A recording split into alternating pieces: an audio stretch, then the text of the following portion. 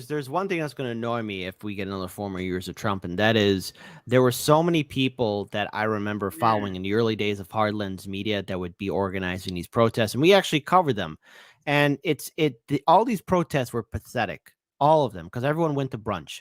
All these protesters would start up somewhere in downtown Chicago, and then go ahead and be at Trump Tower. That's right across from the Chicago River. So they're not in front of Trump Tower. They're across it from the river in the city of Chicago. And these people were not serious. When I did my second documentary earlier in October, The Toxic Tour, one of the people we interviewed, Thomas Frank, who said, we used to have a lot of people come out here and talk about the environmental racism and pollution, but they stopped as soon as Biden got elected into office. So many fake activists, and this is something we got to be careful of. So many fake activists and quote unquote people who are part of the social justice warrior industrial complex, the Bernie Sanders people, are going to be coming out here wanting to dictate control and also dictate to you guys, HardLens, and everybody else on how we should be organizing and being resistance against Trump. Trump's not the problem. He is the symptom. He is the rash of what's wrong with the body politics in America. And the thing is, yes, he can very well win. Somehow he studied. Maybe he's watching RBN. Maybe he's watching Jimmy Dore, Tucker Carlson. Maybe he's watching HardLens. I don't know. But he came here prepared, and I will not make the mistake of underestimating him. But unlike TYT or Sam Cedar or corporate media, RBN, HardLens, Due Dissidence, Jimmy Dore, and everyone else that's being real about covering this election are being covering both parties for how fraudulent they are, how abusive they are. And I urge everyone, don't waste your money on these politicians. What is the name of the organization, the community groups that you guys are doing at RBN again? Because I think that's the most useful thing there, save for the citizen ballot initiatives.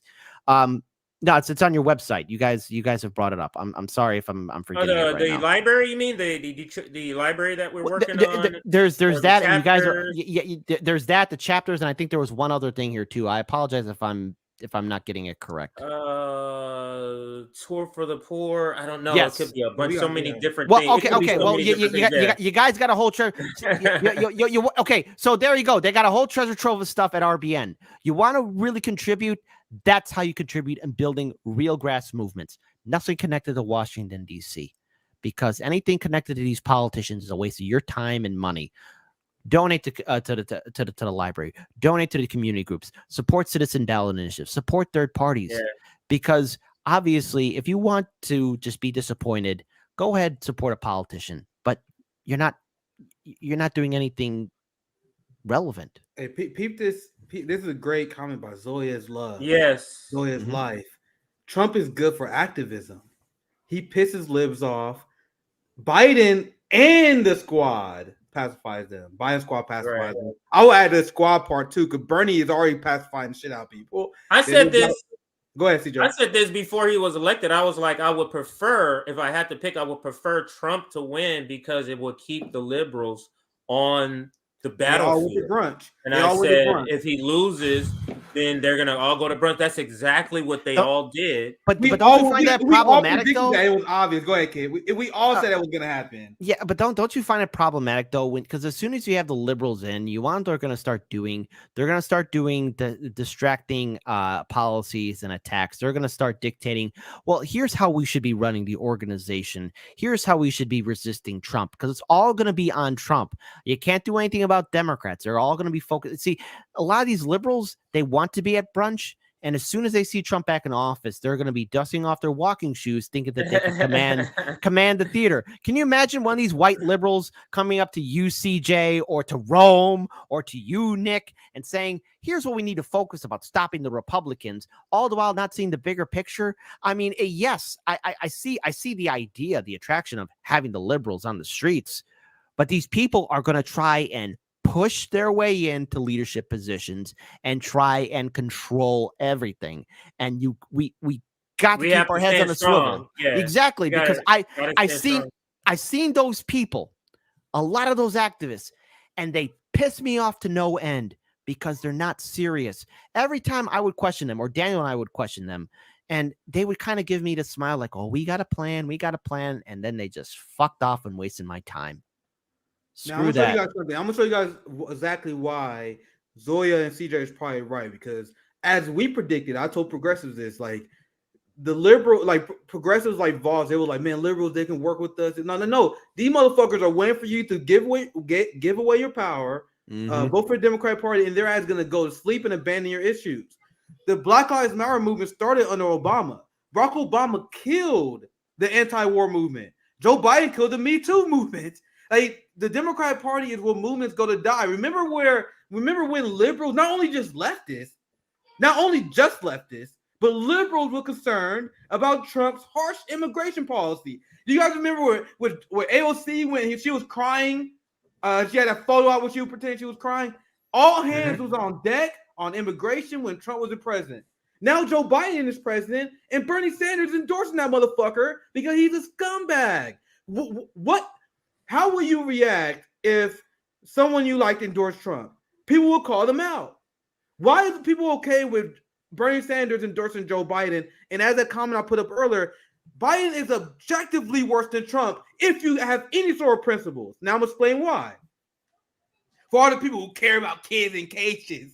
And this is also why I said at the beginning of the stream, when Trump was pretending that Biden is letting the border open, Democrats are weak on immigration.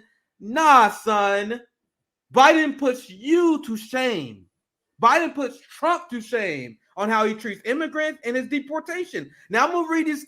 I'm gonna read this for you guys. For the few shit-lived blue MAGA people who in the chat who found the stream, who think they're nice and liberal because they support Jim Crow Joe over Donald Trump. I'm gonna explain to you guys what exactly the fuck you're voting for. The white supremacist, racist scumbag you're voting for. This is Joe Biden. Just before the day the expo opened, they talking about the border expo that was extremely excited about Joe Biden. The Biden administration put out a fiscal year 2023 budget, which proposed $97.3 billion for DHS, the largest in the agency's 2-decade history. But remember when AOC was like, abolish ICE? ICE is part of DHS, and Biden is funding that to record profits. But tell me more how you find white supremacy by voting for Joe Biden. Now I'm going to read this part. It continue. It get worse. The custom and border protection part of that, $17.5 billion, will be the most money that agency has ever received. And if you're a Trump fan watching this, because we got blue MAGA, I see some Trump people here. If you think that Trump is stronger on the border than Biden, your boy is weak compared to Biden. Stop repeating this nonsense. He's spending more than Trump did.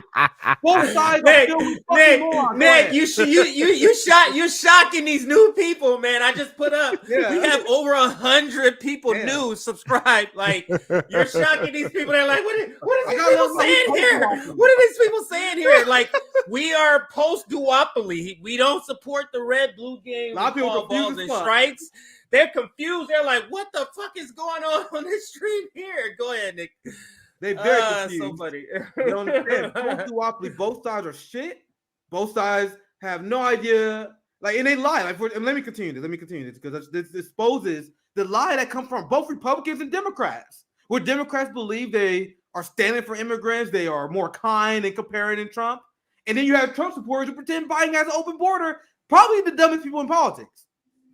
The custom and border protection part, they get $17.5 billion.